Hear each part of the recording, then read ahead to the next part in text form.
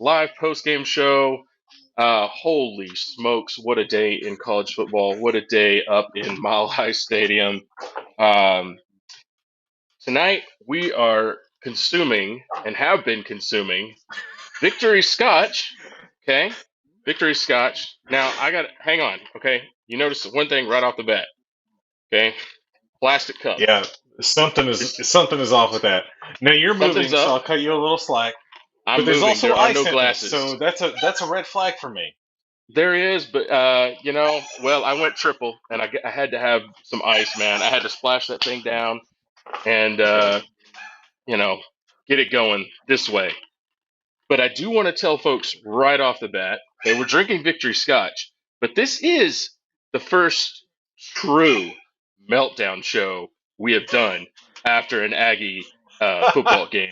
Okay, Yeah, despite the win, because despite the Casey, win, holy smokes, man. Um, it was pretty touch and go today, to put it lightly. to put it lightly, and if you follow our Twitter feed, you'll see. I think I said like I'm not going anywhere near Texags for weeks. I'm not doing it. Man, Don't worry, Billy.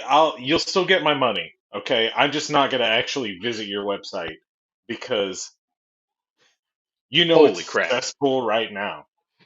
And for those It of you that was. don't know, if you haven't been watching, the genesis of this show was basically for us to sit here and yak and talk about all the crap that was being thrown around on Texags.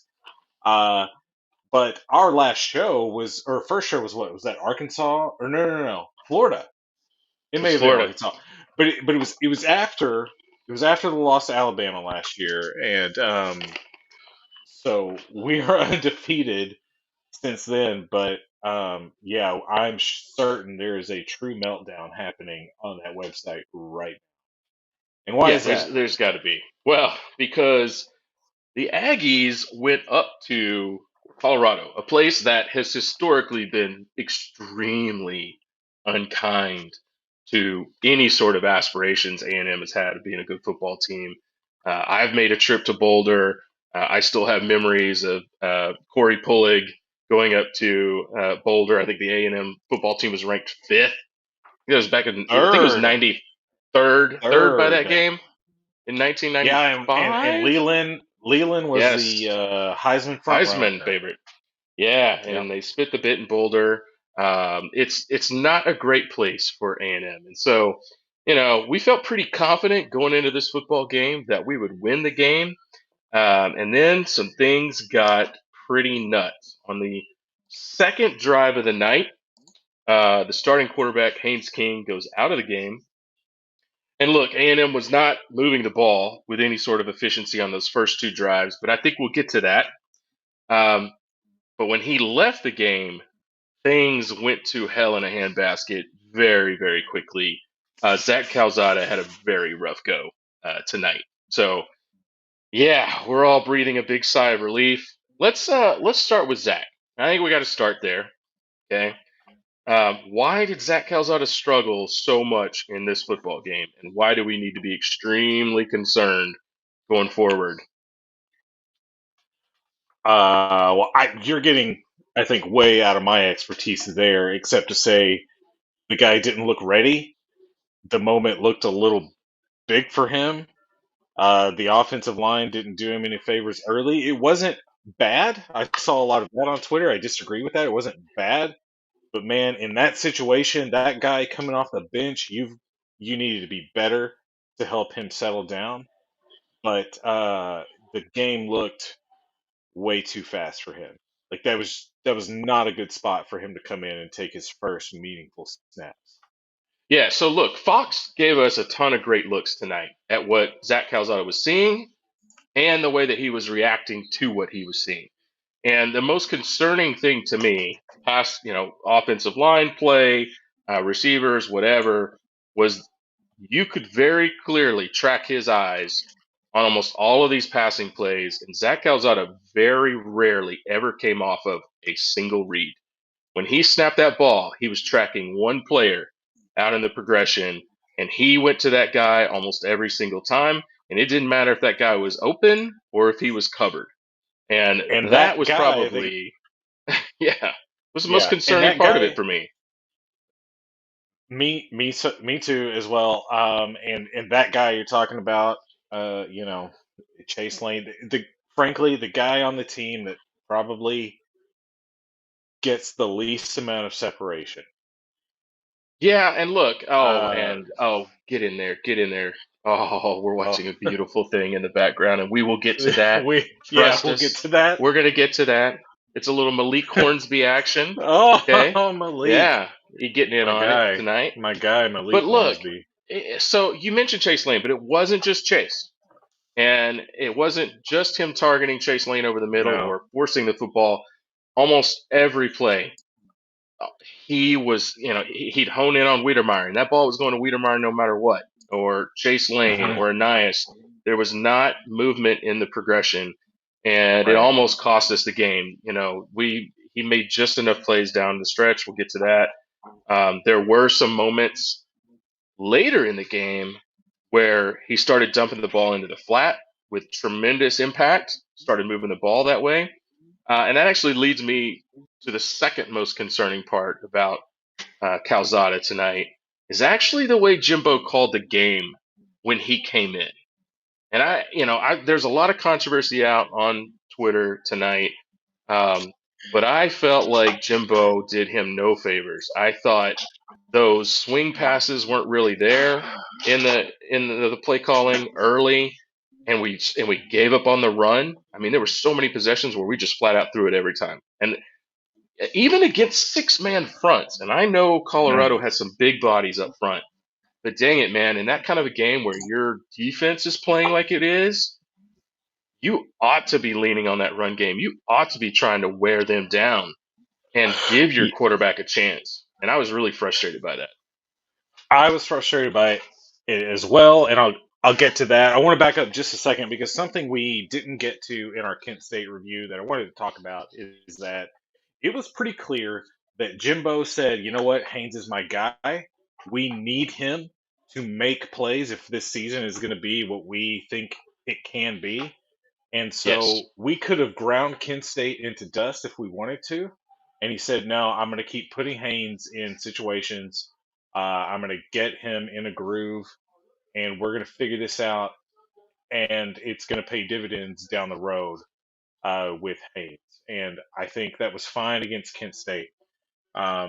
There's, people on Twitter or whatever have more or less said, that's Jimbo's philosophy here. And I disagree with it to a certain extent on the road when the guy hasn't been yeah, getting the number one snaps against a Power Five opponent. Okay, it's a completely different situation. And I want to be clear, like I am not suggesting at all that we should have come out and just been handed to Spiller a chain, Anaya Spiller a chain, right? agreed. I'm not Yep, saying not that at at all. all. But you could have taken the pressure off of Zach Calzada and by running the ball a little bit more and still demonstrated faith in him because if Jimbo's saying I got to ride or die with this guy, I completely agree. We were going to win or lose that game based on how Zach played. And let's be completely fair, Zach led two touchdown drives at the end of that game, right? The one He he did. fumbled through He through did. the end zone. Um, but and so that's fine. I just would have liked to have seen Jimbo take it a little easier on his quarterback taking his first meaningful snaps on the road in that atmosphere. Yeah, absolutely. I mean, there were so many possessions where we're throwing on first down, and and it didn't work. And so now you're throwing on second down, and maybe you pick up something, but there was way too many third and longs. It just seemed like when he needed that offensive line and he needed those incredible running backs, we weren't giving it to him to set him up for success. And there were multiple possessions where we never ran the ball. And I was proud of the kid for sticking in there. I mean, at one point, I was joking about this earlier. I was legitimately concerned. You know, especially after the fumble into the end zone, trying to make a play, trying to win the ball game. It doesn't work out. Dude, I, that I could kill a honestly, kid's psyche. I thought it was over because Yeah. I just didn't, I hadn't seen enough. It felt like 4 yards was 40 yards. the entire Yeah. game. And I thought, oh my gosh, this kid may not get on the bus to go home, right? Like that kind Hmm. of stuff can really wreck you. But he did stick with it. He did make some plays down the stretch to win the game ultimately. Uh, and I will tell you who my hero of the game was though on offense tonight was Isaiah Spiller. Yeah. Miraculously not running the football, but he made Yeah. two incredible Big catches. time Two. catches. Yep. The Hmm. the first one he made it was a third down, had to have it. Um, was an incredible catch with a guy right in his face, all over him, and he held onto the football, got the first down, and then to catch that ball in the end zone, which, by the way, was a beautiful pass. Uh huh. Okay, Calzada rolling out to his left, lofting one across his body into the end zone. Crosses body on the move. That was It was big time. beautiful, man. It was poetic, to be honest, for a kid who really, really struggled. And I'm happy that he was able to get the win. And my goodness, maybe we'll get to this in a little bit. Uh, where we go from here, if it's Calzada, okay, Yeah. and Jimbo's got to get him ready to go very quickly. But the real reason A&M won the football game tonight was Hmm. because the defense played at an elite level. Elite. That was something we haven't seen in a long time around here. I That's didn't right. hear it on television, but the crowd should have been chanting "Wrecking Crew." Still 3 hours after the game was over. That was incredible. It And I was. we were all frustrated with the defense early, right? Because obviously Colorado was rushing for a lot of yards early in the first half.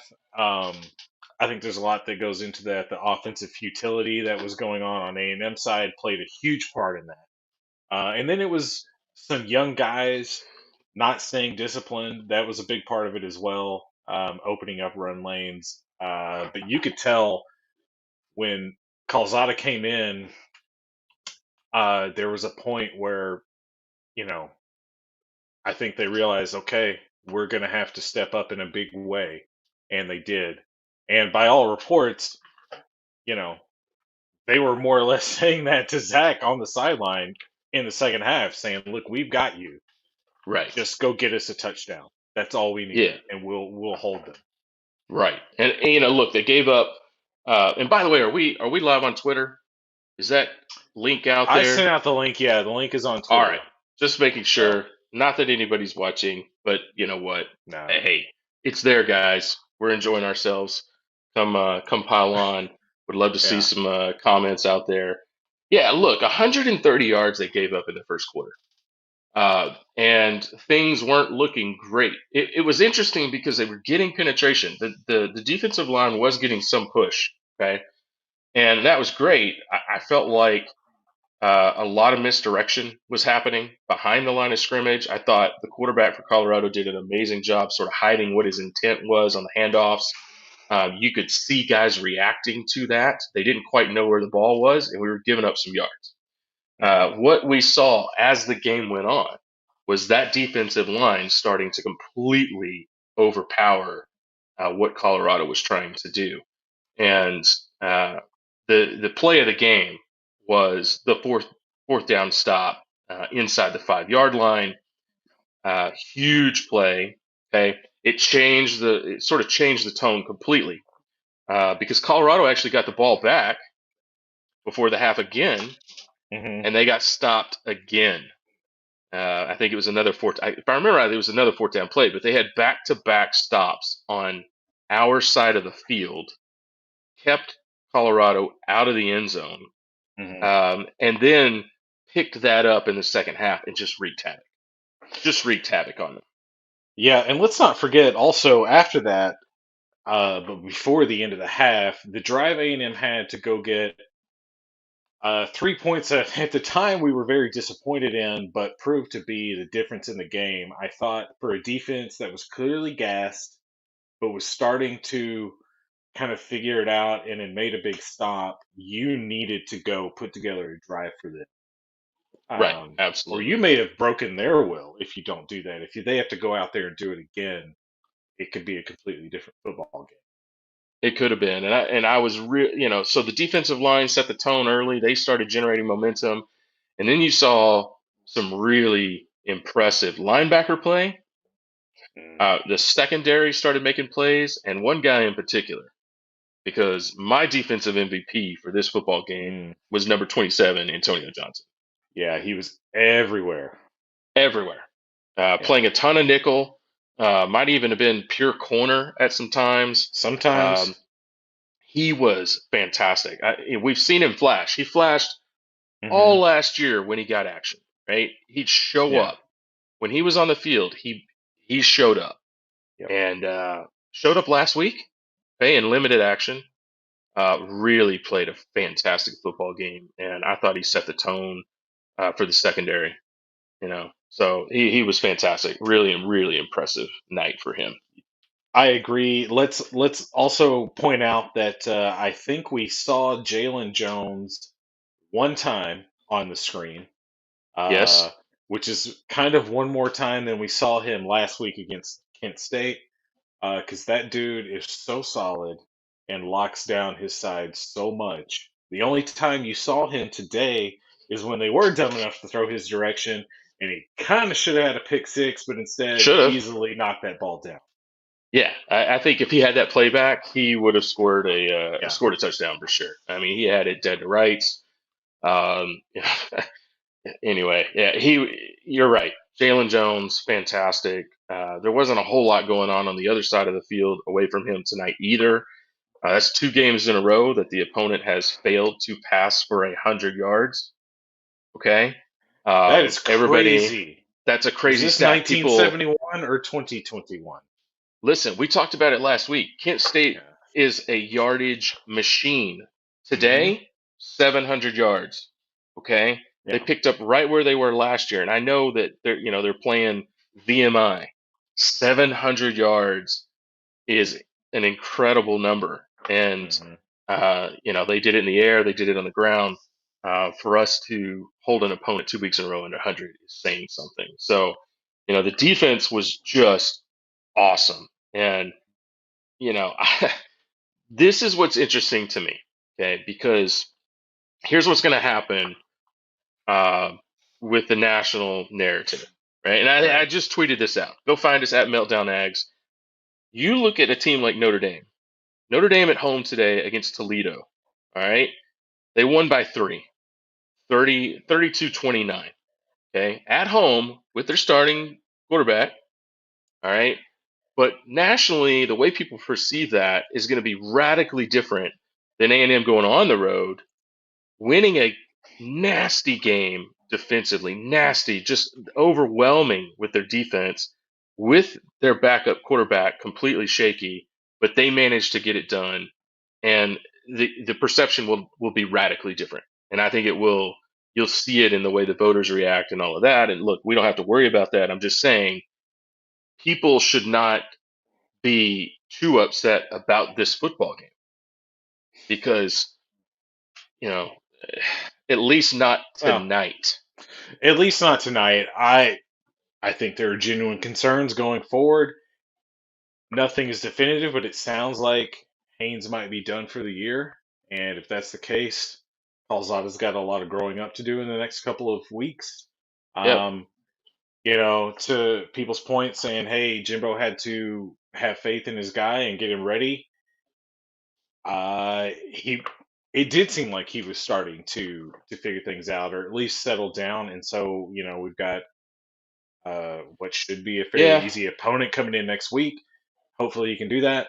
But for the rest of the season, I don't know how you're not worried about that. But anyway, we can worry about that later. I mean, do you want to go around the rest of the college football world now? Or you got anything else to say about Colorado, or Yeah. other Look, than I don't think I really do about Colorado. I think the only other thing I'd like to say is 12th man showed up in Denver yeah, today. They were incredible. You guys, if you were at the game, we could hear you loud and proud on the yeah, television. I was supposed to be fighting a up good there. fight? Yeah, Didn't make it. That's okay. Um, Fighting a good fight, and I hope against the trashiest fan base in America. Let's point they that out. they are Yeah, absolutely one of they're the the worst worst. fan bases I've ever come across. And look, I've been to Tech, I've been to OU, I've been, quite a few places to watch the Aggies play, and I've never experienced what I experienced when I went up to Boulder, Mhm. which is saying something. So, glad everybody got to walk out of there and with their heads held high and enjoyed a good trip up to some cooler weather.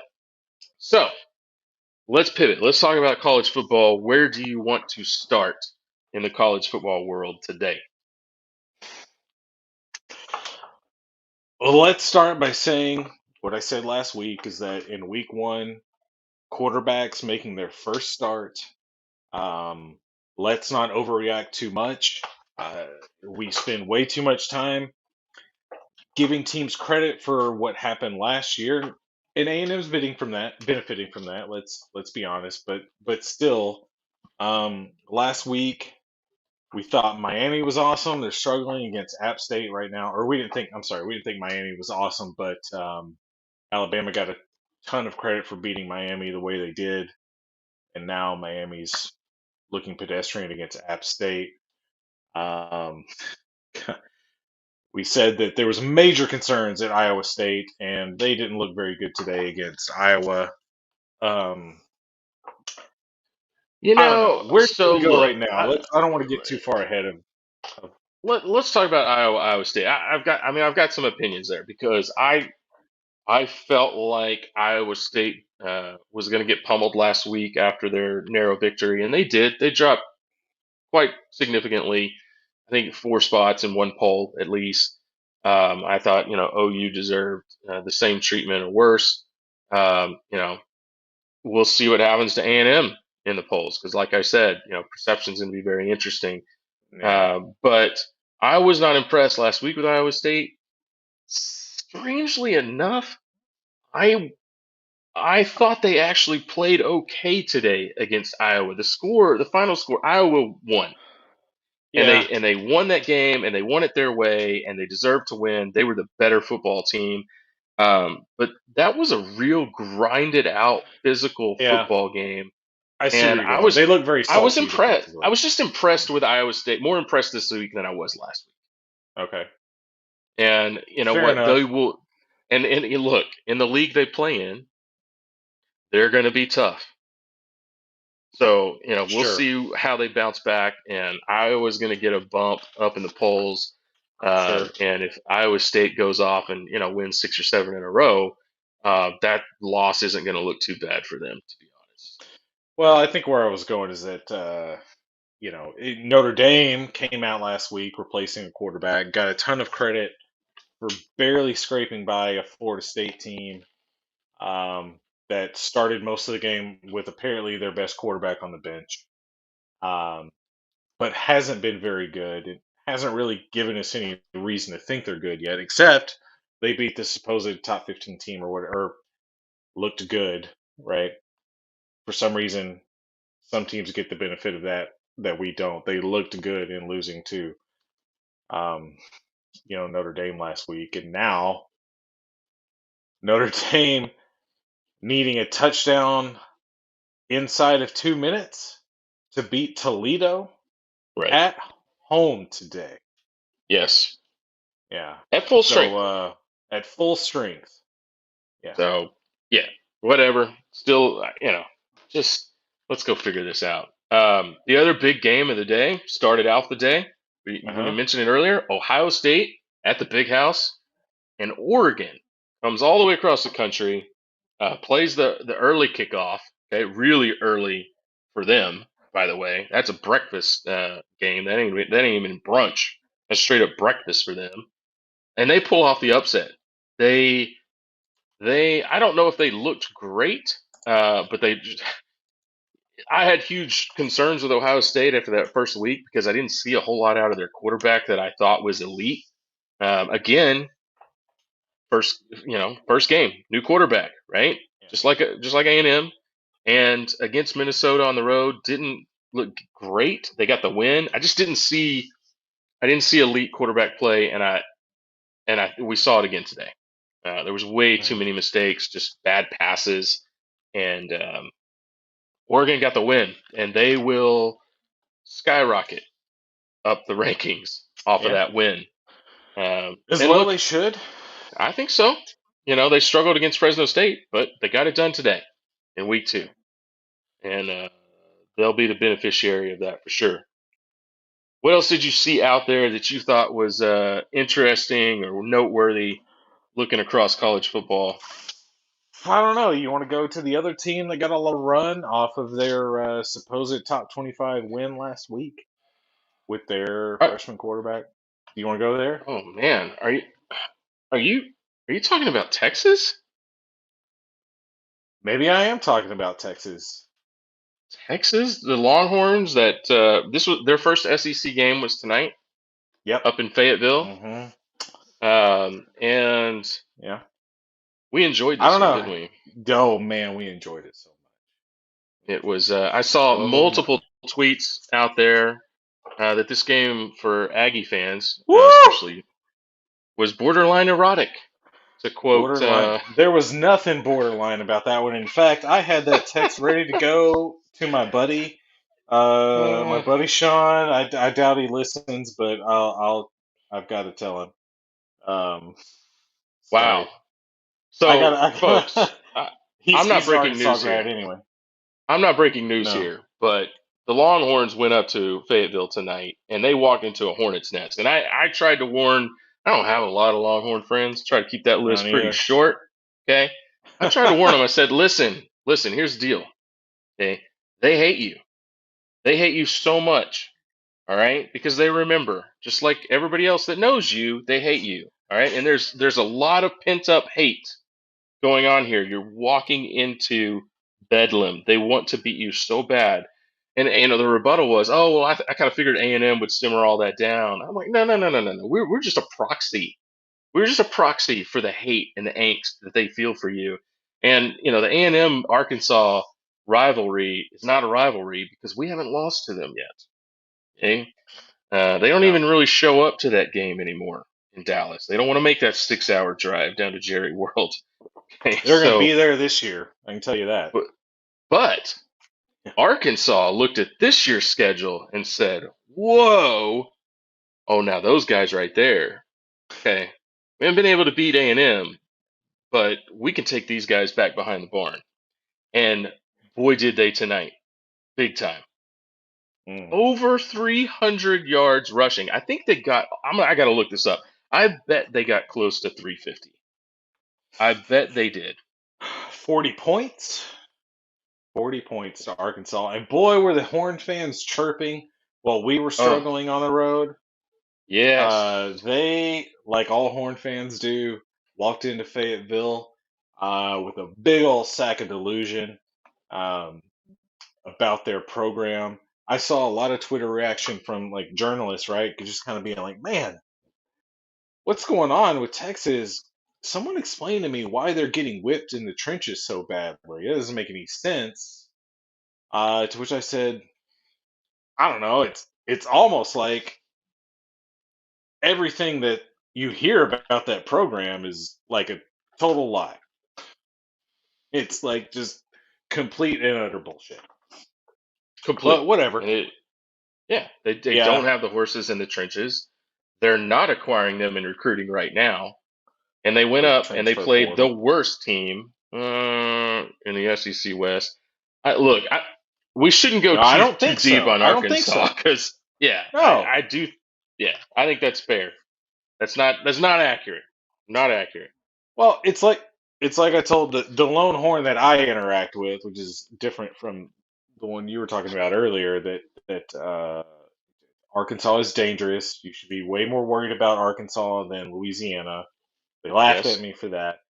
Um, what Sam Pittman's got them doing right now is that they're bought in and they are disciplined. And Yes. you know, uh, A&M's more talented than Arkansas and better than Arkansas, or I would have thought that prior to this game, right? Um, but Yeah. Yeah. The Arkansas is thing not about going to give it to you like no, like other teams will. Well, the thing about Yeah. Arkansas is every year that we've played them, every single year, Arkansas looks like an SEC West team. Right. They're big. They're big. They're strong. They've always had a big strong quarterback too that can take a lot of hits, can Hmm. beat you on any given weekend. But they've just never been able to put it together, and they don't recruit the same level of talent, but they do have size and strength. Hmm. And the difference is they're not getting the 4 and 5 star guys anymore, and they really haven't for a long, long time. But like you said, with a new coaching staff, they become much more disciplined, much more capable, and we actually saw that Hmm. last year. And so, yeah, I mean, I was not surprised at all about what happened tonight. I really wasn't. I am concerned that we play them in 2 weeks, Hmm. and going back to what we were talking about earlier. But I'm not done dancing on Texas's grave tonight because this is the meltdown show, and it's what we do, man. We can do this. We can do this all night. I It's could going to do that be, all night. That's for sure. yeah, Yeah. absolutely. I will tell you, I thought that Texas started the wrong quarterback last week, and I thought they started the wrong quarterback this week. I'm not in practice every day, but I saw what that kid has done every time he stepped on the field, Casey Thompson, and I thought he moved the ball really well when he got the chance tonight. Hmm. So, it'll be really interesting to see what happens down there going forward. But yeah, you had your chance. You talked a lot of smack. You went against the lower tier teams, one of the lower tier teams in the SEC West, and you completely got out physical, completely. And I hope folks, you know, there is no such thing as as humble pie for Texas fans. There will No. be no, at least not publicly. You can see it on their No. boards. Oh, maybe we should go to the AAC instead of the SEC. Blah blah blah. No, that'll last for about 4 hours, and then they'll just be right back at it, trying to rub our noses on in it on a 3 point win and everything else. Right. But There yeah, is no self awareness in that none. fan base. None There's not. whatsoever. So glad you got that top 25 win under Sark. Last week. Congrats. But as I said earlier, this is the worst loss of the Bama dynasty so far for Steve Sarkisian. So pretty rough go tonight. Congrats to Arkansas. They stormed the field, tore down the goalpost, had a good old time. Did they? I didn't see that. They absolutely did, and they deserve it. So They do deserve it. horns down. There was a lot of that in the stands, a lot of tuck fexes going on, and Was there any congrats. penalties I didn't for see that? any penalties. That's so strange. New league, new rules, I guess. So whatever. Maybe we should have let them in this year. All right, that's enough of around the world college football because man, somebody mentioned it in the chat. Uh, thank God we play New Mexico next week. Man. Yeah. It's a second warm up game for what we feel like will be Zach Calzada's first start, based on what we saw last early in the game and Haynes on the sidelines. So Sounds in that a way. boot and crutches. So Yep. boy, he's going to need it. We got to get him ready, and it certainly would change the trajectory of the season. Based on what I saw tonight, I think there was all this talk about a real quarterback competition in fall camp. I never felt like that was really the case. And, people laugh at that. Some people, in high places, but when it comes down to decision making, it's not arm strength, it's not accuracy. It just comes down to being able to process and run the offense. And there's a pretty big gap between the two based on all the evidence. And we got to get Zach ready to roll. He's got to get time with the ones. Um, and I'm the other big frustration for me was that those 5 guys that caught a pass on the first drive last week are still the only 5, and that is extremely aggravating. And there were some guys that rotated in, and I like to believe that if Haynes had been playing, that some of those guys might have gotten targeted because they were open. Yeah, And look, I like to that's believe that as probably well. and that look, that's dogging the guys that are out there a little bit too much because there were several possessions tonight where when you see the replay, there are players open and Hmm. they were not being targeted. If you get through the progression, some guys should have gotten some throws their way and they could have made them and made some plays and moved the chains. So it's not completely, I'm not dogging them, but man, there were some times tonight in that kind of football game where you just need to throw it deep to a Demond Demas or get the ball downfield, even to Caleb Chapman, and let them try to make a play to get something going. Hmm. And there are guys on this football team that can do it, and they're just not getting the chance. And that's frustrating. I Dead air, agree. dead air. All Yeah. right, all No, right. I just yeah, Good I radio. agree. No, Awesome. I I do think you're right that Jimbo said in his press conference the plan this week is we were going to have to throw a lot. We heard a lot in the lead up that we were going to see more from Demond Demas, and man, going back to the point later or earlier of we could have helped out our quarterback a little bit more. With the run game, yes, but we also, I think, could have tried to force the ball downfield a little bit more to the kind of 50-50 balls to guys like Yes. that to just kind of help that guy. Yeah, And and to be still frank, no Baylor Cup, right? Yeah, no he's Baylor not out Cup. there. We tried to go down the sideline to Chapman one time, almost pulled down a 50-50 ball. No Baylor Cup. Um, Demas, like you said, got in but wasn't targeted. I I have kind of had it with Chase Lane. Um, I know that's kind of Yeah, rough because that is rough.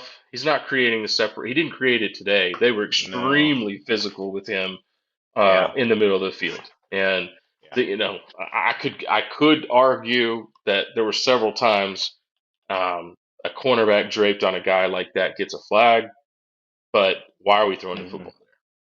yeah, Why?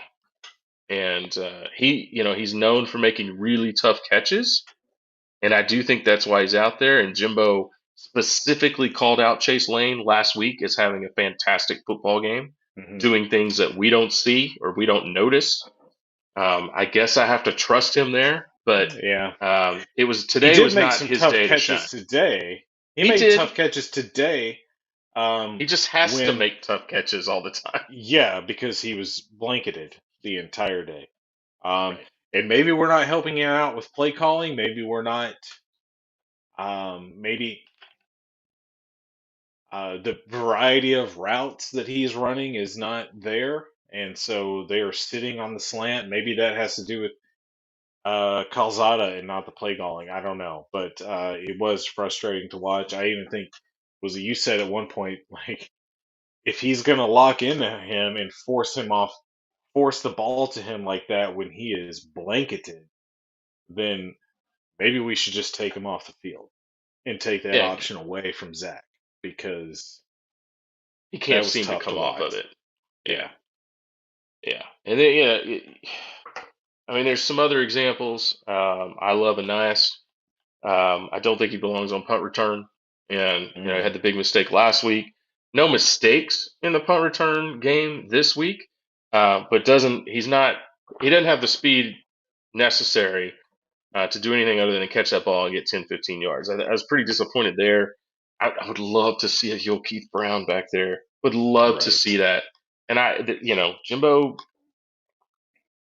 he get a little stubborn with some of these things. Yeah. That's pretty clear. Hmm. And you got to do everything exactly right to get your time on the field. And that's rough because there's some dudes that are gamers, and we're not getting to find that out. Right. So some dudes, yeah, practice isn't perfect, but some they get under the lights, they do big things, and that's kind of frustrating. Yeah, it is frustrating. I can kind of see it either way. My fear is that that mentality is going to get even worse now.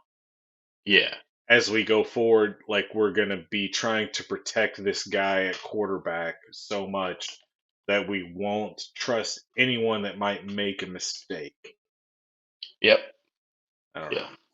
No, yeah, we definitely saw that some last year until things really got going with the running game. Hmm. But yeah, well, rough one today. The last game that was like this was that Nebraska 9-6 type football game that we won at home. But this one didn't feel anything like that. That thing was kind of a total defensive struggle, thing of Yeah. beauty, iron on It felt iron, like and elite defenses and not yes, offensive incompetence, yeah. I which mean, we is had the elite. I felt like we had the elite defense. I mean, if you're a Buffs fan, maybe you feel a little different. uh, But when you see that kind of physical dominance up front, I think that paints a different picture. But yeah, on our side of the ball, you know, it was a lot of just a lot of really bad, a lot of really bad play. a lot. So we'll see where we go from here, man. But I think that's about all I got for the night. Let's see what happens to Haynes King, what the story is there, and then we'll figure out the rest. As somebody texted me tonight who played college ball, they said, "Yeah, go get on the bus, figure out the rest later, man. Take the win." Ags win 10-7 at Meltdown Ags. Share it. Get us some Woo pig views. suey. Woo! Pig suey. Is Is that how that you, I don't know how to do it.